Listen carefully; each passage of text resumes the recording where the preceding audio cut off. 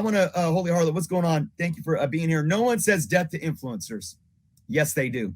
This has gotten, I did a stream last week talking about inciting violence, and that's really what it's coming to. And there was a couple of specific incidences that I shared. People want to deny it all they want. That's fine. They're probably watching right now, but it's all good. I mean, you had somebody in a comment on your video that literally, like, his own words said, I went to the Whatnot booth and I started a ruckus. Like, yeah. Oh yeah. There are people that are literally saying, I'm going and I'm showing up and and that resulted in a physical altercation because he said that security was then had to try and restrain him to say, to protect the safety of other people. They're doing their job. So like, yeah, it does create a physically threatening environment. Like, and here's another thing. And I want to, and I don't know how folks like Tom or Jim or even like, Very Gary or any of these other YouTubers that are larger than me that get a lot of hate. I don't know how they do it because I get literally threats, like personal threats, not every day, but constantly. And just this week, I know who it is. I know who some of these people are. And they're probably watching right now, and it's all good because I know who it is. But I get accounts that are just open because anytime somebody opens an account, it's always there. Like when they open, you have to open a Gmail, right? Or a Google account, and then that's your YouTube account. So people will go and post on my videos, and they'll like, literally threaten my life.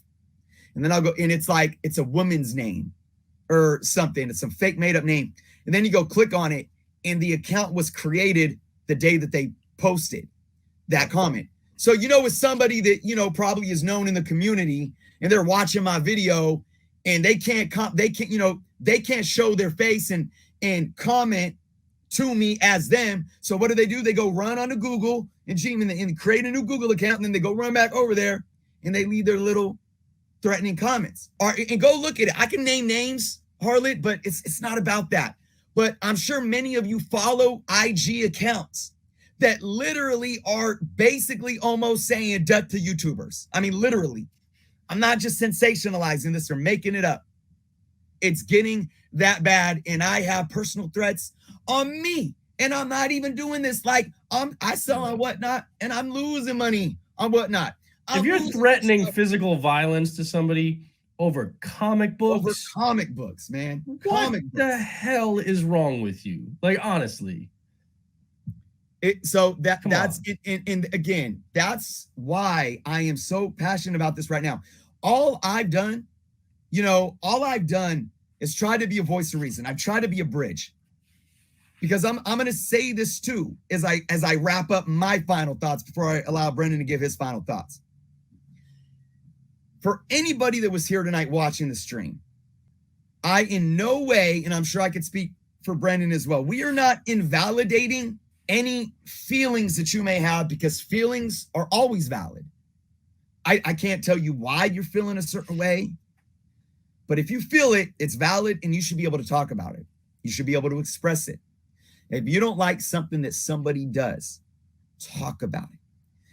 And there's good things that came up from all those little people, like you were saying, Brendan, all those people on social media, Instagram, talking about C2E2. There was good that came of that. Most of it was counterproductive, but guys, talk about it. If you think somebody is doing something and there needs to be accountability, I'm all for that. Don't ever come at me and say that I'm spinning it or I'm shifting the blame. Never. And I'll use Nerdy Girl, and I've had private conversations with her. Danielle did something that the optics on that situation, it was valid for people to look at it and be upset and be like, I don't know about this. I don't like this. Danielle, Nerdy Girl, what's up? Talk to us. And she did.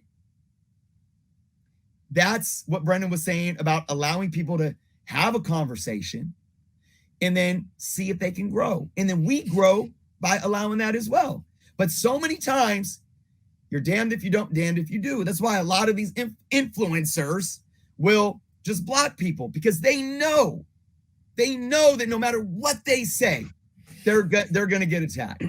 But it boils down to, folks, we have to sit with ourselves and ask ourselves, are we buying into what this person is saying? Are we buying into that person is saying? Does it have to be so hateful? And it's come to a point where this community on social media, and now cons are opening back up. We are all in the same place, guys. We may think that this is nationwide, worldwide, and it is, but believe it or not, like Tupac said, we ain't hard to find, man. It's like we are in the same spots that they be at. Literally, I should play that song right now. And this us against them mentality is spilling over into real life. Y'all can deny it all you want. So my final words is this. If you're angry, you're angry. If you're upset, you're upset. But you got to understand that you have to hold yourself accountable first in how you want to address these issues and these feelings, and how you want to hold other people accountable. Because you have to engage in a way that'll have a productive result, not a counterproductive one. And that's why I am now very cautious of the way I do these streams to talk about these issues, because I don't want to give other people firepower. I don't want to become that in which I hate. So I have to say, okay, how do I not alienate people? How do I actually have a discussion? And then, like me and Brandon said earlier in the show, we can only do so much. We could try to have the conversation. And I always say this, my door is open to all of you. All of you. Even if you think that you hate my guts or you think that you close the door on my face, my door is always open. I will always give somebody another chance to come talk to me privately on my channel. I don't care what it is, because at the end of the day, it is just comic books. And to get so angry and mad and acting like this stuff is there are freaking babies dying right now because they don't have food in their bellies.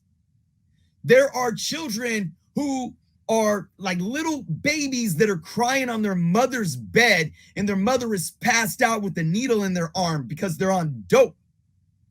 And they're trapped in a system that doesn't care about them. There are veterans coming back from wars with PTSD living on the streets because our healthcare system doesn't see them. There are people struggling, contemplating suicide right now. These are real life issues. And we're over here trying to boss up about comic books. The fuck, man? Excuse my language, but goddamn. Now, with that being said, again, I welcome everyone. My door's open. Hit me up on Instagram. Send me an email. Let's keep this conversation up. But let's do it in a productive manner. We're all here for one reason. Comic books can be something more.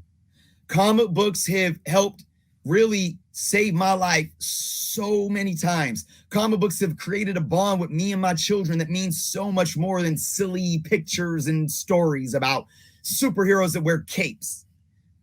Okay? But at the end of the day, the anger, the hate, the violence, it has to stop. We got to build bridges, or otherwise we're going to burn it all down. And it's only a matter of time where that fire ends up going from one roof to the other. And now our roof is burning down because of our own hate. And we couldn't meet halfway with the water buckets to try to put it out.